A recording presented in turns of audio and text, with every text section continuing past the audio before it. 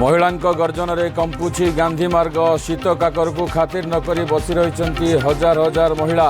लगातार द्वितीय दिन में भुवनेश्वर लोयर पीएमजी रे मिशन शक्ति महिला आंदोलन जारी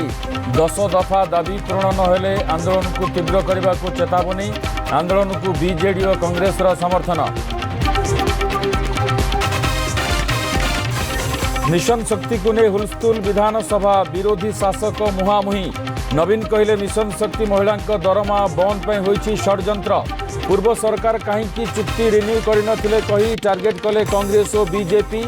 उपमुख्यमंत्री प्रभाती परिडा अपील कहा कथारे पड़ी रास्तार गड़ंतु नहीं महिला स्वार्थ पर सबु सुविधा करिब सरकार।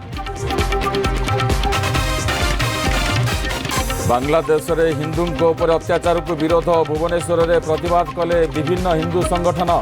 सामिल हेले शह शह साधु सन्थ सनातनी भारत सरकार तुरंत हस्तक्षेप करने को राष्ट्रपति उद्देश्य राज्यपाल को देले दाबी पत्र।